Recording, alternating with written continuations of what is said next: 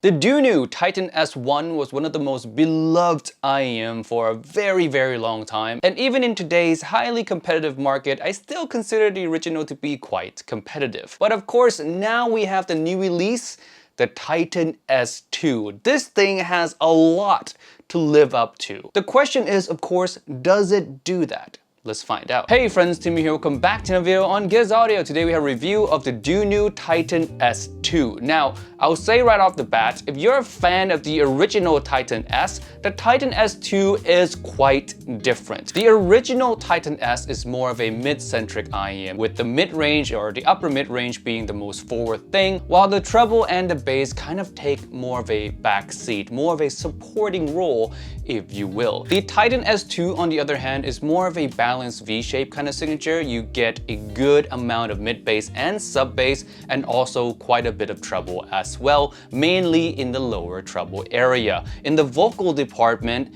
it does have quite forward and lively vocals, but a lot of that energy is being pushed towards the upper mid-range. The lower mid-range, I wouldn't call it a scoop, but it does kind of feel a lack of heft there, a lack of fullness, if you will. Now, it's not thin in any way at all. It's not like a Harman type of lower mid-range, but you do feel like it could be a little bit more full. Like if there was a bit more fullness, it would sound more natural. Now, this quality does have its own pros as well, being that since there's a little bit of recess there, you do get a more separated sound, if you will. So from the bass in the mid-range and in the treble are quite well separated. You get this, I would call it a nice layering effect, if you will, where you don't really feel like each frequencies are bleeding into each other in any way. Another way to describe this that some of you guys might understand more is that the TITAN S has a contrasty kind of sound. Now let's talk about each individual quality, starting with the bass. The bass on the TITAN S2 is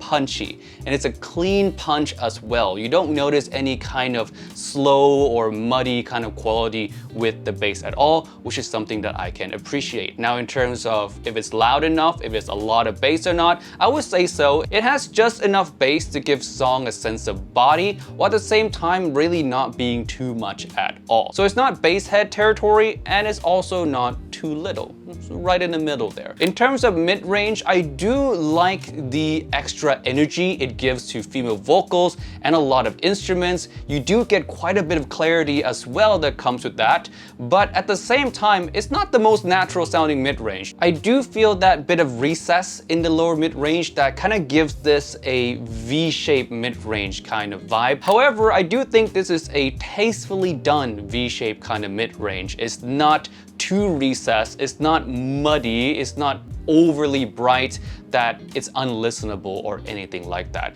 If you're gonna do a V-shaped kind of mid-range, I feel like the way the TITAN S2 handles it all is the right way to do it. Just keep in mind that it's not gonna sound as natural. It is a colored mid-range. One other thing I like about this mid-range is that it doesn't sound shouty in any way at all. Vocals have a lot of energy, but they don't feel like they're overpowering any other parts of the song at all. Now on to the treble area, and the TITAN S2 does have quite a bit lower treble. The saving grace though is it's quite a smooth lower treble, so you get a clean clarity boost, if you will. I will say though, and this is why in my ranking list video I didn't put this IEM as a blind buy, is that when you boost lower treble, some instruments can come across a bit too forward. For example, cymbal strikes and some electronic sound can be a bit too forward, and for those of you who are sensitive to treble, it could be annoying. For me, I don't feel like it's too much, and I think that has to do with the fact that it's just a smooth,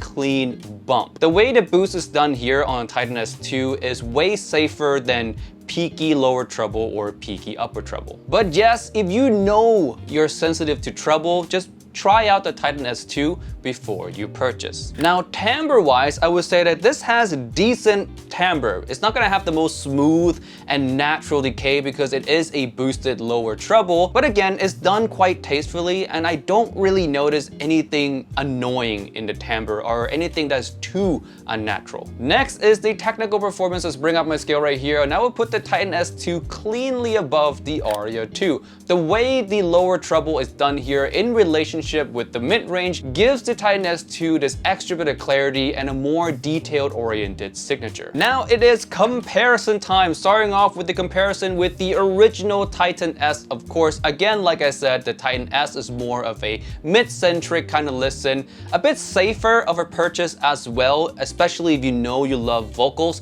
The Titan S2, I would say, is a more fun, more contrasty kind of sound. It takes a bit more risk, but again, done very tastefully. So the two IEMs, I would say, are very different. So if you own the original Titan S and you love the signature, I would say test out the S2 first before you buy it.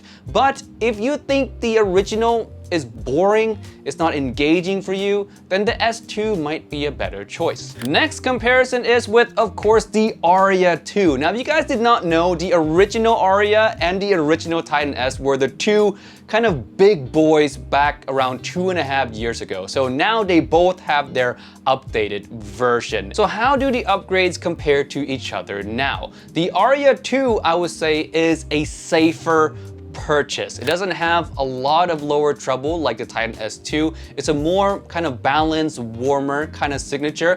Easier to listen to, but it can be a little bit too tame, maybe a little bit too safe for some people. So if you want a more exciting sound, then the Titan S2 is definitely more exciting. And if you want more details, the Titan S2 also has a more detailed oriented signature as well. But if you do want a more natural and safer signature, the Aria 2 is still a good choice. One more comparison, and this thing is not in the price range of the Titan S2 at all. It's just something that came up while I was testing out the Titan S2. While I was listening to it, I thought it sounded very similar to another IEM, and it is the EM6L. And the EM6L is a Simgot that I really like. I recommend this one pretty highly. And the Titan S2 sound around 90 to 95% the same as it, while being a bit cheaper. Now, I will say that the EM6L is the better IEM overall, mainly because of the treble is smoother and also better extending. But like I said, the Titan S2 gets very close, 90 to 95% the same, and again, for cheaper. Final verdict time for the Titan S2. I'm gonna give it a very solid halfway green thumbs up. It is a very well done V-shaped kind of signature. It is exciting, but at the same time, not too unnatural. And of course, Titan S2, beyond the sound, it has great accessories and great aesthetics at the same time. Alright, with that being said, thank you so much for watching this video all the way to the end. If you have tried the Titan S2 before, leave a comment down below. Tell me about your experience. I wanna know. And of course, with that being said, I'll see you guys in the next one. Peace out and bye.